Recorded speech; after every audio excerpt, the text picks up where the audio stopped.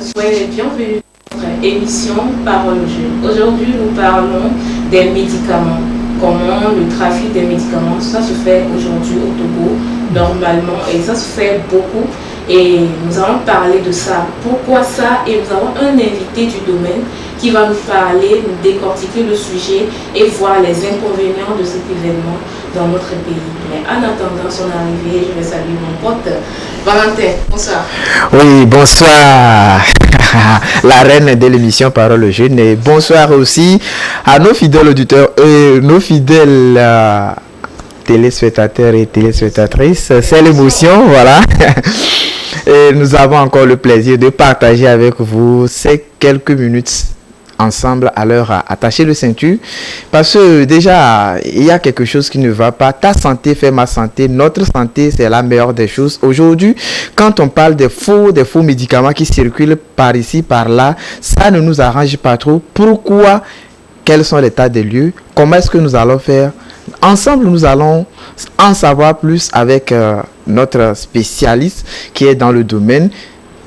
Tout de suite, ensemble, vous allez tous voir, remarquer, donner votre point de vue sur le thème. Bien avant ça, je pense que nous allons aussi parler de l'actualité du jour.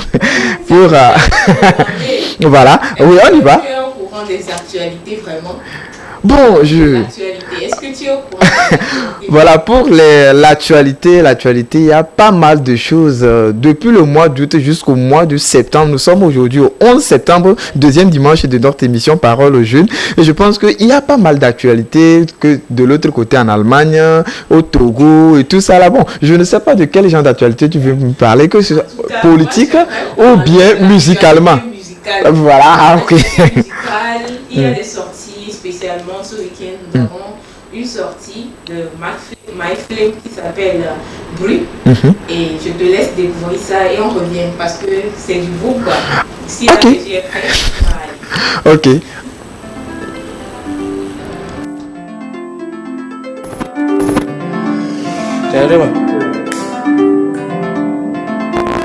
Real fatigue pour moi.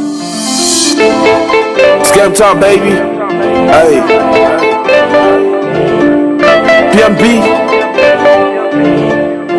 Akwe. Yeah. Ayo, ayo, ayo, ayo, yeah, ayo. I gave it up for my joe. I gave it up for my joe. I'm gonna be that chin in my boat. Be that chin in my boat. Ayo, ayo, ayo, ayo, yeah, ayo. I gave it up for my joe. I gave it up for my joe. I'm gonna be that chin in my boat. Be that chin in my boat. You're my higher today. Me now my higher today. My do I you never my higher today. Susu le fa today. We can have young man say na no nuke muse na kweni bru. My son not a shate I can't wear my poche. Jamie na wa brick. Asa venka mutu na ho. Beto me pouva mouye goje. Eko ka no piscine ato. Me la kwa de viwo ensuite goje. A higher le vo. Me wodan chapa ya koko. Nuna nuwa me kudo bototo. Lo me vivi na kudo shoko. Ayo, ayo, ayo, ayo, ayo, ayo.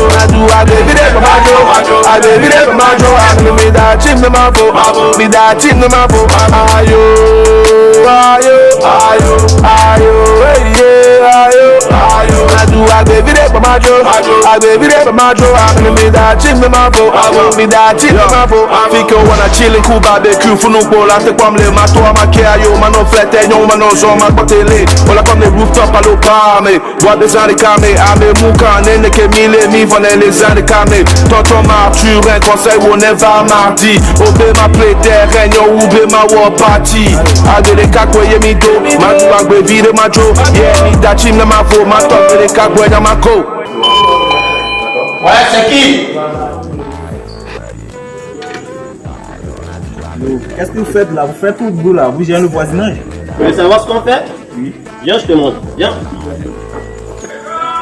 Ayo, ayo, ayo, ayo, yeah, ayo. I gave it up for my joe. I gave it up for my joe. I'm gonna be that chin in my boat.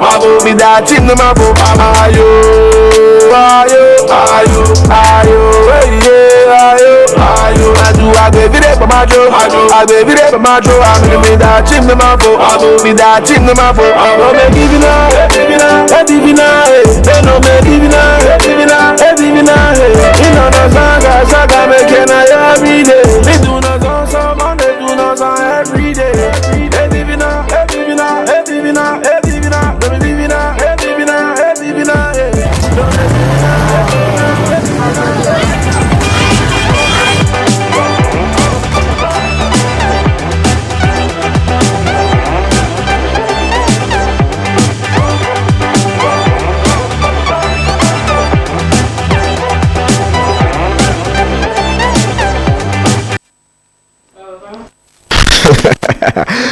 Oui, oui, c'est ça, hein, c'est ça. En tout cas, j'ai observé, je suis un grand observateur parce que sur les toits, je le disais musicalement ou bien politiquement, mais c'est musicalement, nous venons de voir ensemble et le tube, c'est tuerie, hein, on peut dire que c'est du tuerie. Le truc là, tuerie parce que et il a pu rassembler pas mal d'artistes dans le clip.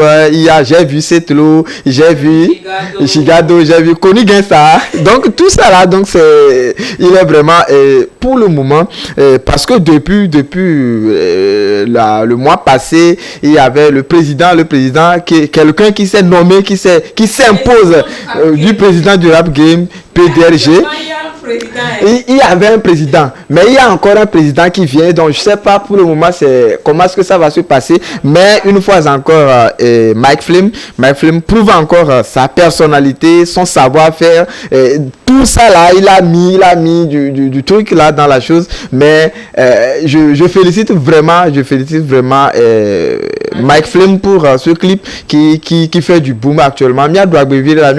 Quel que soit ce qu'on va dire, oui, quel que soit ce qu'on va dire, il y a ou il n'y a pas, le peu qu'on a, il faut qu'on arrive à s'enjailler un tout petit peu pour voir. Parce que, il y a Philippe pourquoi tout juste à... Oui. Moi, je me dis, on a trop de soucis déjà au Togo. Et donc, si on va encore chanter, oh, Agbeba, genre, non. De la vie et tout, tu vas voir que ça, pour que ça prenne, ça, il y a beaucoup de soucis des fois. Donc, mais quand il y a Ayo comme ça là... bon, on oublie un peu les soucis, je pense. Voilà. Oui, il a encore dit quelque chose qui m'a plu. Moi, de temps en temps, et Tababla, oui, Bissona, excusez-moi de panacher les choses aujourd'hui, cette soirée, parce que parler de Lomé, parler de chez soi, c'est quelque chose qui me donne beaucoup de joie. Lomé Vivina, quand... Un vrai Togolais doit savoir que Lomé Vivina, mais attention, quand il y a l'argent, Lomé Vivina. Mais quand il n'y a pas les moyens, c'est ça qui fait un peu le problème. Par exemple, quand les Ivoiriens disent que chez eux, Abidjan dépasse Paris pour eux, donc cela veut dire que chez nous aussi, Lomé dépasse Paris pour nous, quel que soit ce qu'on va dire, Lomé aussi dépasse Paris pour nous. Voilà. Sur ça, Lomé Vivina. Mais vous qui êtes au village et tout ça là, sachez bien que village Tchan Vivina, ne venez pas tout ça Lomé pour nous encombrer ici. Donc voilà.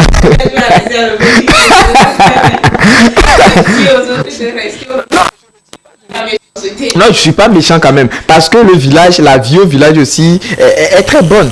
Oui, donc la vie au village aussi est très bonne parce que les villageois, ils ont quoi envier en ville. Aujourd'hui, le président et tout ça là, le gouvernement met tout le paquet pour électrifier le village, pour la décentralisation des choses. Donc on n'a pas envié les villageois. C'est eux qui nous apportent à manger, c'est eux qui nous riment. Donc voilà, je ne dis pas de rester au village quand même, mais bon, que chacun reste dans son coin pour... tu as raison, parce que c'est pas tout le monde qui doit quitter, on dit souvent exode rural. Voilà. Donc, si tout le monde part, comment nous allons manger? Déjà, il n'y a pas tout le monde qui est déjà parti, mais on souffre actuellement de ta vie. Et à toi de voir maintenant, voilà. Si encore quelqu'un encore va se déplacer, encore quitter, où est-ce qu'on va trouver? Mais ce qu'on peut leur permettre, c'est de venir les vacances, voir, s'échanger de l'air et puis repartir. Voilà. Ce qui va. Prendre de l'air et puis voir comment est-ce que. D'embrouille quoi. Hein, pour s'enjailler aussi. Mais maintenant, je pense que nous allons un peu changer un peu le tempo pour parler un peu de la politique de l'autre côté. Et puis, déjà, je vais parler de qui? Tu veux parler de la mort. Reine. Voilà. Voilà. Paix à son âme. Et voilà. En tout cas, il y a beaucoup de personnes qui disent que ça ne me concerne pas vraiment, mais bon. On va quand même en parler. Oui. La reine Elisabeth qui a 96 ans, elle est morte à 96 ans et elle a commencé sa carrière à 25 ans. Elle a fait 70 ans de règne. Voilà, c'est pas donné à n'importe qui, 70 ans. 70 ans de règne. Voilà, imaginons si elle mettait au monde à peut-être... Son fils a 73 ans. 73 ans de là, cela veut dire que déjà elle avait 22 ans quand elle a mis l'enfant là au monde, parce que déjà elle a fait 70 ans de règne, 25 ans, les trois là ajouté, ça fait 73 ans, donc cela veut dire que c'est une dame à féliciter. C'est une dame à féliciter. Elle est vraiment bénie aussi, hein, je pense. Dieu lui a donné vraiment la vie. 96 ans et 70 ans de règne, c'est pas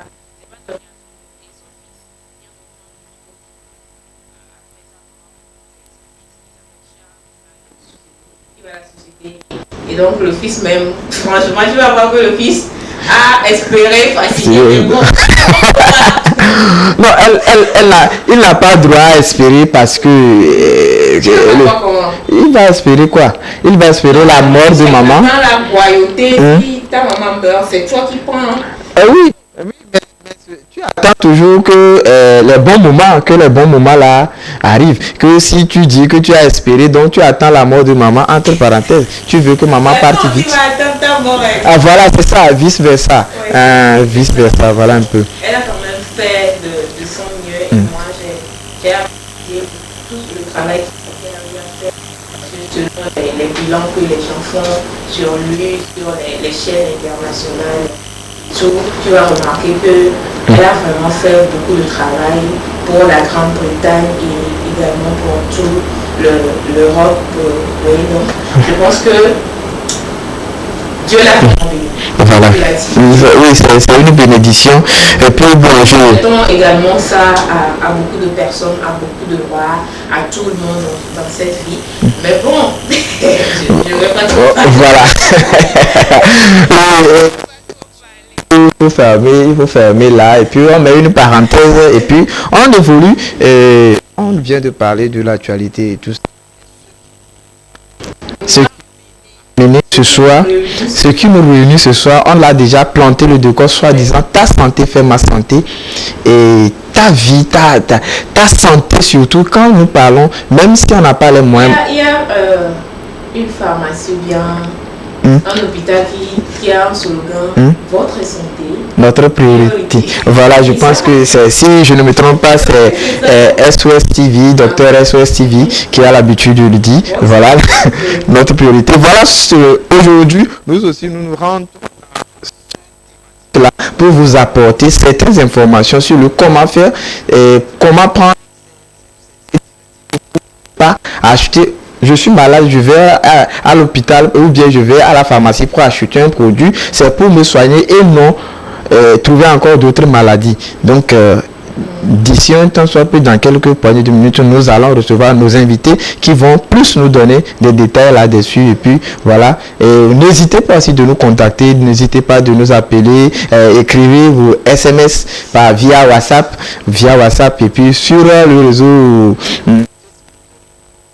que vous pouvez aussi joindre vous pouvez nous joindre sur la page TV2 Togo avec vos SMS et puis vous serez des notes dans l'émission. C'est ça, donc nous allons marquer une pause musicale et notre invité de la soirée qui va nous parler, qui va nous aider à décortiquer ce sujet, à bien développer le sujet, voir, comme tu l'as dit tout à l'heure, les causes, les conséquences et les solutions pour préconiser ce problème, parce que c'est un juriste et donc je pense qu'il va nous parler également un peu de la loi, des droits qui tournent autour de ce problème-là. Donc on va marquer une pause musicale et on revient juste après.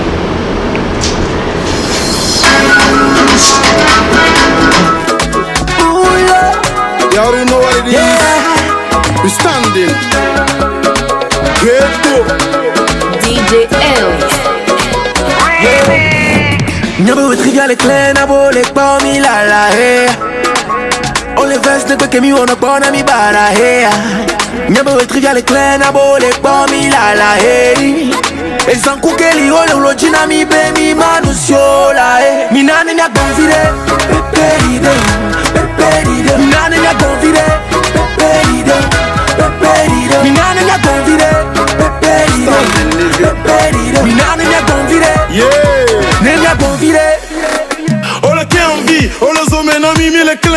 non les hommes nami mi la bonje la note menami mi ave sincère et le wata et ya cause ave senami oji la wahwa mi le pardon de la nyebe ma ule nami onji mi akono yo no famvi ma ule yami yo no famvi bobo to le konji ya mi awenam na me do le CV mi awenam on to tele ko pla o la komi le me so me fo na video nyo le me o wa tu possible na be machi pele to me zelo no matechi o la sera li ya kwa achi mi na nya fo vide ya ga ya vide nya no zota bobo de ne nya mu vide ma ule yami o ma komio mi mbale wo jine kusa komio ne mi bonbon exemple anu kenta me sa me jila di mio amaluwe up nyoku shadi ya bitch mi top Nyabo trivial et clair na bolek pa mi la la he. On les vestes ne que mi on pas na mi bara he. Nyabo trivial et clair na bolek pa mi la la he. E san kukeli ole ulojina mi be mi manusiola he. Mi nane mi a confide peperide peperide. Mi nane mi a confide peperide peperide. Mi nane mi a confide peperide peperide. Mi nane mi a confide Nenya confide, ole tila nya fike miso, wa miebe mwa mi wato, naglo no fike mito, wa lovya matomu sode. Ole tila nya fike miso, fike mito, keme mi fon si te joka kami vato, nuke mi po, nuke mi se, nuke mi wo, ekbe me ade mi paplo. Oya, oya, oya, oya, hey. Mi da fon le batinami, mi da fon le batinami, le mia inko. Oya, oya, oya, oya, hey. Mi da for le batinami, mi da for le batinami, de mia ingo. Diri ro ro ra ra ra ra, de muji kwa mia we ra ra, ro bagbe chon la ji la la, amesi amela duwe ra ra. Diri ro ro ra ra ra ra, de muji kwa mia we ra ra, ro bagbe chon la ji la la, amesi amela duwe ra ra. Hey, you already know what it is. Shit. Ngebe nye joma, yo, eya ko boliwa onisa, ya mama we bakia.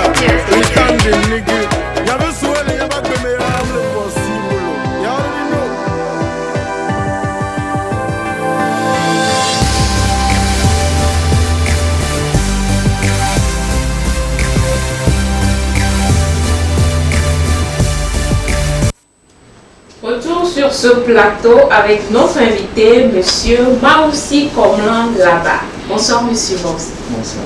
Comment vous allez? Très bien. Alors, moi, j'ai juste donné le nom et donc vous allez vous présenter comme ce genre maintenant avec votre titre et le nom si c'est pas bien donné. D'accord, c'était très bien donné, merci. Merci. Comme vous venez de me présenter, je suis juriste de formation et président de Handi Hardy, un think tank dédié au handicap et aux thématiques contemporaines. La sécurité, paix, environnement, changement climatique et ainsi de suite, la santé. Et je pense que c'est ce qui nous réunit. Merci. Comme on l'a dit, la santé de nos téléspectateurs est notre priorité dans l'émission Parole aux jeunes sur la TV2. Donc nous allons sans plus tarder commencer. On parle aujourd'hui des faux médicaments. Alors, quand est-ce qu'on peut parler d'un faux médicament? Oui, on parle. Déjà, c'est difficile de définir le concept de faux médicament, mais on peut en général dire qu'un faux médicament, c'est un ensemble de substances dont la composition ou les éléments composant ce médicament ne respectent pas les normes requises. Quand on parle de normes de composition non requises, il y a ce qu'on appelle les principes actifs. Et ces principes actifs-là sont soit surdosés ou sous-dosés, ou des fois carrément n'existent pas. On a retrouvé des médicaments composés de charbon de bois, de faux médicaments, donc qui n'ont rien à voir en principe. Non, rien à voir avec un médicament. À soigner quelqu'un. Ça n'a rien à voir avec un médicament. Mais on a trouvé ça, on a saisi. Donc c'est un ensemble de substances qui devraient soigner mais deviennent toxiques ou dangereux aux consommateurs. Et comment est-ce que Hélène pourrait éclairer? Non, allez-y. Et comment vous faites pour savoir si ce médicament est faux ou c'est pas faux? Parce que vous avez dit tout à l'heure que vous avez saisi certains médicaments. Comment est-ce que vous faites les protocoles, les procédures? Non, d'abord, ce n'est pas nous qui saisissons Voilà. à les autorités compétentes en la matière. Nous, on a simplement étudié la question et on sait comment est-ce que ça marche. Donc, pour répondre à votre question, c'est des normes bien requises. Pour qu'un médicament soit mis sur le marché, il y a tout un processus. Et il faut que celui qui fabrique ait une certaine qualité. Voilà. Au Togo, nous parlons du monopole pharmaceutique. Au Togo, en principe, pour mettre sur le marché, pour fabriquer d'abord un médicament, vous devez être pharmacien. Voilà. Si vous n'êtes pas, vous devez financer un pharmacien qui doit fabriquer. D'accord. Il y a une autorité de régulation du domaine qui doit vous enregistrer, vous donner l'autorisation de commercialisation du marché. Préalablement certifié, c'est-à-dire le médicament, on doit s'assurer que c'est destiné à la guérison. Ça a un effet positif parce qu'il y a des médicaments qui ne répondent pas. Donc des fois on donne l'autorisation, après on retire. On appelle ça, on rappelle le produit du marché. Et ça arrive. Donc il y a l'autorité de mise sur le marché de ces médicaments. Ok, merci. Maintenant, nous n'allons pas nous voiler le visage. Je suis malade à la pharmacie, c'est pour me soigner, c'est pour guérir, trouver la guérison totale. Mais je ne peux pas rentrer à la pharmacie ou bien rentrer quelque part aujourd'hui, trouver un produit et revenir à la maison et ma maladie va s'aggraver de plus. Maintenant, actuellement, la faute c'est à qui? Comment est-ce que les choses fait que aujourd'hui on nous parle de la circulation des faux produits? C'est la faute à la population ou bien c'est la faute à nos gouvernants? Pour répondre à cette question, il faut relativiser dans la mesure où si on a du mal, on a autant de mal à cerner le problème, c'est que chacun a sa responsabilité. Voilà. Quand on parle de faux médicaments, ce n'est pas forcément à la pharmacie. La pharmacie, c'est un milieu beaucoup plus réglementé. Voilà. Et on retrouve moins, je ne dis pas que ça existe, voilà. Ça existe, médicaments. Mais là-bas, on va parler de médicaments falsifiés, voilà, de médicaments mal façonnés. Ou quand on parle de la malfaçon, c'est un médicament ou un produit qui a suivi les normes requises. Sauf que la fabrication, il y a eu une erreur. Il y a une erreur de dosage. Voilà. Là, ça vient de la maison de production. C'est-à-dire, si on va aller dans le terme, au niveau de la musique, on parle de maison de production. Et c'est la même chose, du laboratoire. Voilà. Là-bas, ils ont fait une erreur de fabrication. Et après, on se rend compte et on fait un rappel. C'est la malfaçon. Ça peut être réprimé du moment où c'est intentionnel. Si c'est intentionnellement fait, là, ça rentre dans la contrefaçon, dans la falsification, dans le faux médicament, de façon générale. Donc, pour répondre à votre question, je veux dire que je viens de distinguer les produits pharmaceutiques, les produits qu'on peut retrouver dans une officine, et les produits de rue qu'on peut retrouver. Donc, le combat ici, c'est surtout les produits qu'on retrouve dans la rue. Le risque est beaucoup plus énorme et élevé à ce niveau parce qu'on a des vendeurs qui n'ont aucune notion du produit qu'ils vendent et des fabricants, c'est-à-dire un circuit d'approvisionnement, c'est-à-dire de distribution de façon générale, qui n'ont pas la certification ou l'autorisation nécessaire pour cette activité, mais l'exercent quand même. Du coup, il y a un danger sérieux pour la population que nous sommes, parce que on n'a aucune idée de l'origine du produit, mais on consomme quand même. Et nous avons aussi notre part de responsabilité, parce que on nous a clairement dit que les produits ne se vendent pas dans la rue, ou on n'achète pas le produit de la rue pour consommer. Mais si on va acheter et qu'il y a un problème, nous sommes responsables de notre maladie. Maintenant, on va revenir à l'État ou aux autorités. Voilà. C'est aux autorités de mettre de l'ordre dans le désordre. C'est-à-dire, s'il y a assez de vendeurs à la sauvette ou vendeurs de rue, c'est aux autorités de réguler, de réprimer, s'il faut le faire, ces vendeurs. Mais s'ils ne le font pas, c'est un peu difficile. Pourquoi c'est la situation économique. Voilà. Parce que c'est le prix des produits pharmaceutiques. Pour un paracétamol ou un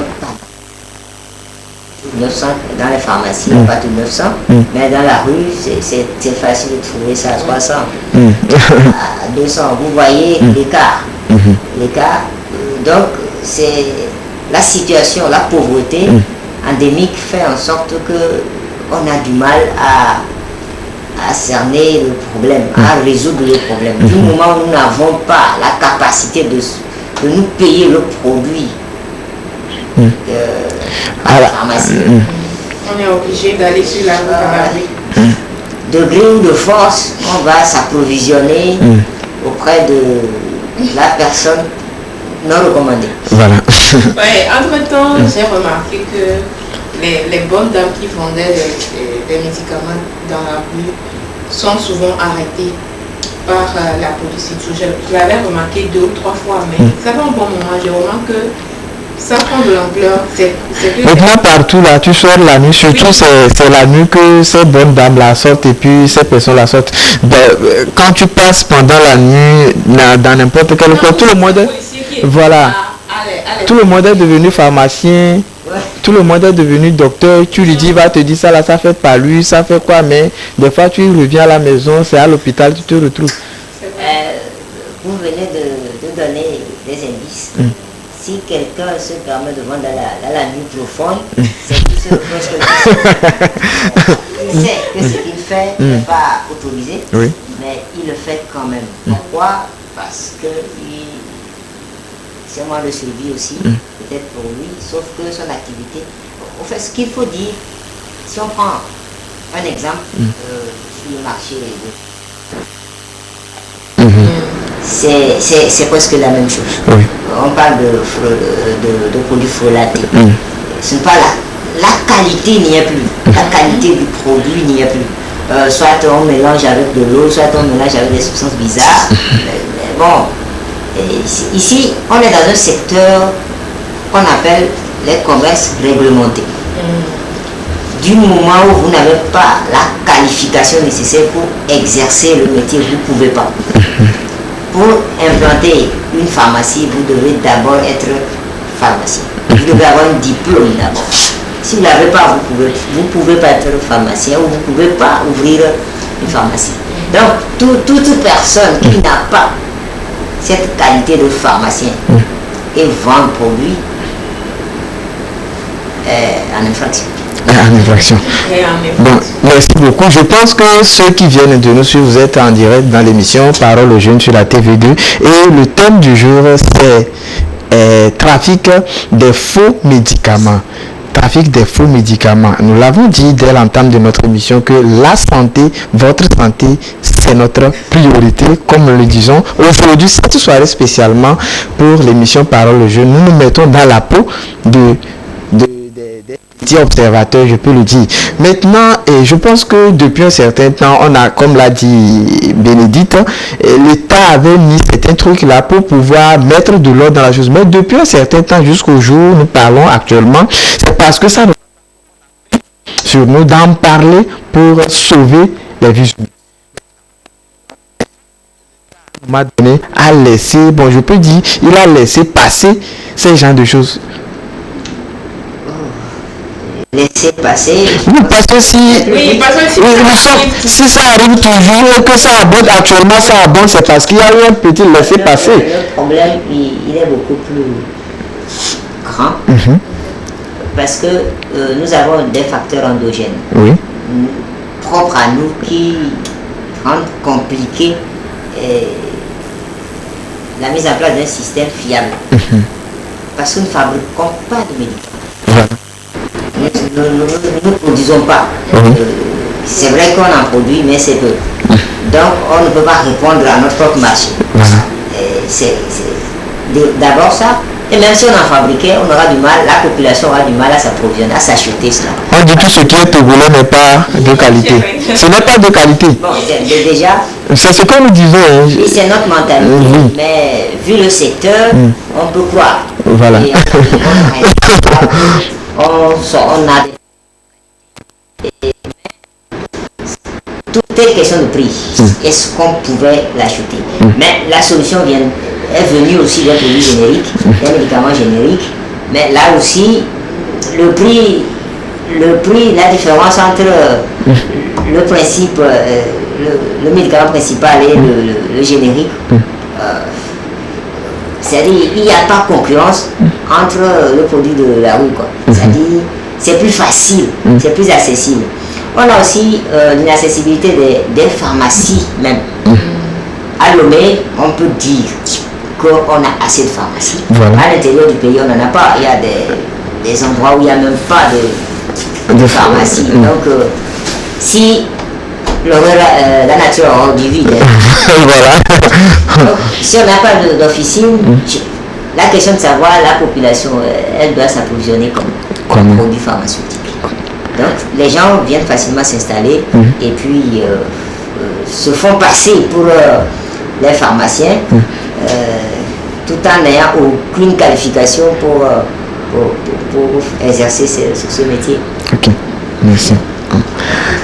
Moi, je suis un peu d'accord avec vous sur le plan où vous dites qu'il n'y a pas assez de pharmacies à l'intérieur du pays comme au nord du pays et tout. Et donc les gens sont obligés de venir, mais à partir de là, je ne suis pas d'accord. C'est pas parce qu'il n'y a pas assez de pharmacie que tout le monde va se permettre de donner n'importe, parce que les médicaments, des fois, moi, je connais quelqu'un qui est tensionnaire, il a juste entendu parler d'un produit et lui aussi il est allé acheter le produit. Il a bu le médicament et après c'est devenu autre chose. Donc cela veut dire que c'est pas parce qu'il n'y en a pas qu'on est obligé de prendre ce qu'on a avec nous sur le champ.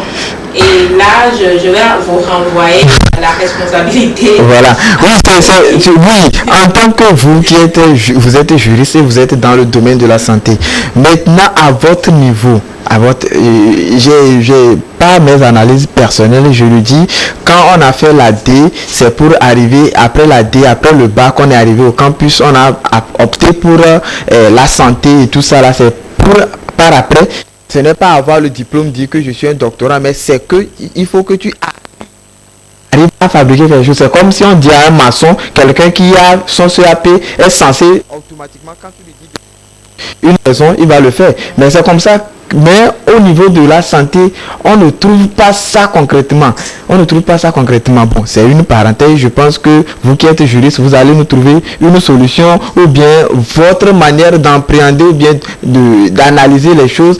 Le problème cloche où exactement?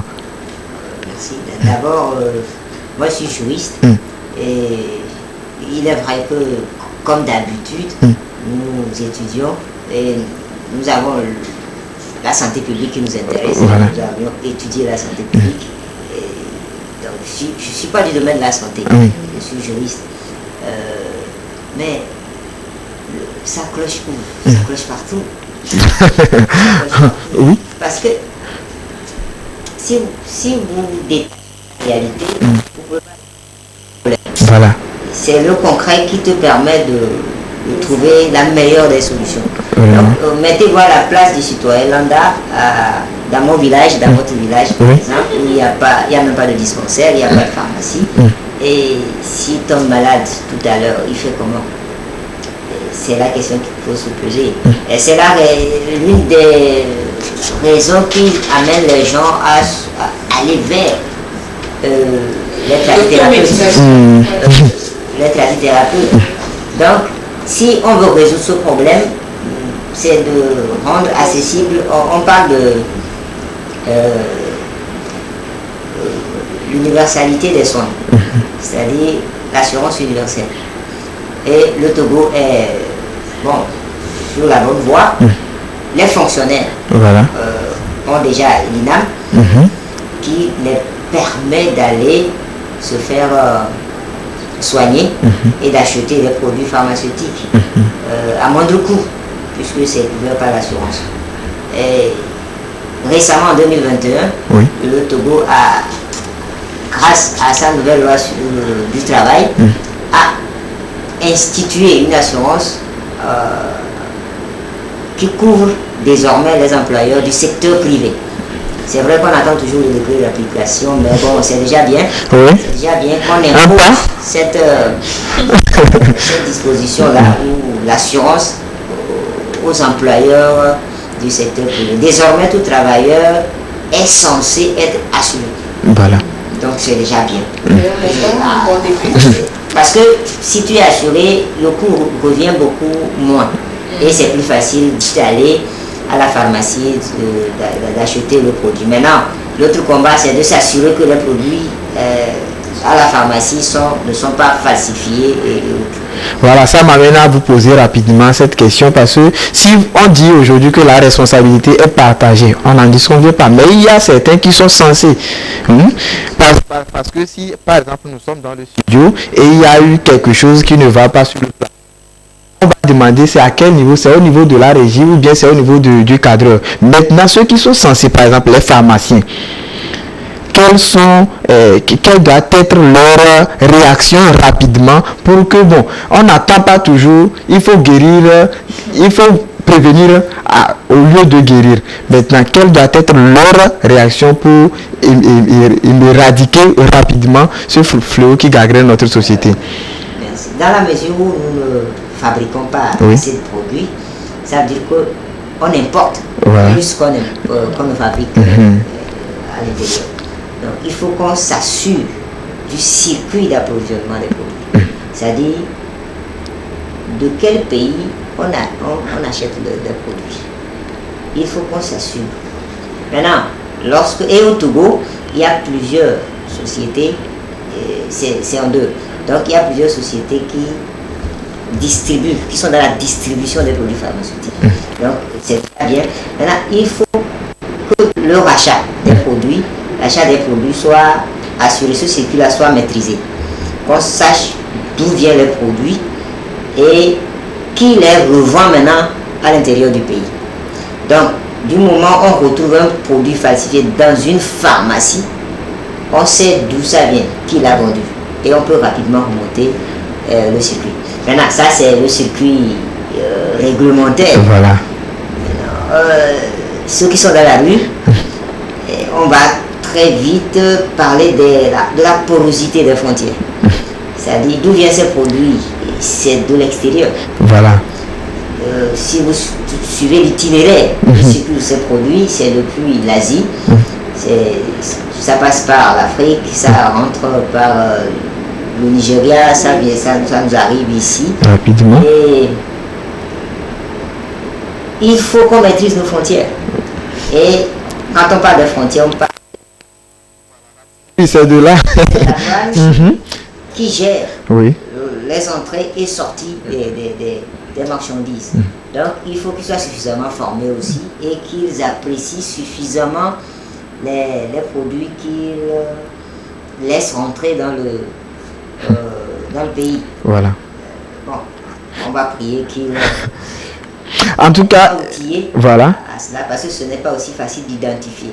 Le problème actuellement en 2022, c'est que même les falsificateurs ont acquis une ingéniosité pas possible. On a du mal à distinguer le faux du vrai. Vraiment. Oui. C'est-à-dire l'étiquetage est tellement professionnel que si on n'est pas formé, on aura du mal à identifier le faux. Donc, d'où la nécessité de former, de recycler les douaniers sur des produits contrefaits et autres. Ok, nous savons tous que les douaniers font leur travail, mais néanmoins, nous leur demandons une fois encore d'être plus vigilants qu'avant, d'être plus sereins, d'être plus sérieux parce que, quoi qu'il en soit, le petit, le 5, les 10 000, les 15 000 là, que bon, on va peut-être vous glisser, et que toute une population, peut-être ta famille aussi, est dedans. Donc, oui, ensemble, il faut que ces douaniers-là, parce que c'est à leur niveau, ça rentre. Donc, je pense que Bénédicte a quelque chose parce que... La question que j'aimerais vous poser, c'est quelle doit être la responsabilité? Là, c'est un point de vue de sa part, doit être la responsabilité des autorités pour réglementer ce problème-là. Parce qu'aujourd'hui, on remarque que le taux de médication est vraiment devenu une situation très alarmante. Je pense qu'il faut que nous-mêmes, on s'informe sur l'existence de ce fléau-là.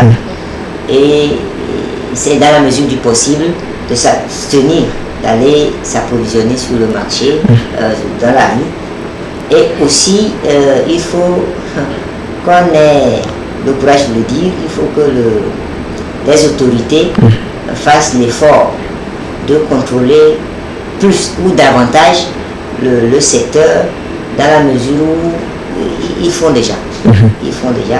Si jamais on arrive d'ici la fin de l'année 2022 à assurer tout le Togolais ou à parvenir à l'universalité des soins, je ne pense pas que quelqu'un irait s'approvisionner dans la vie.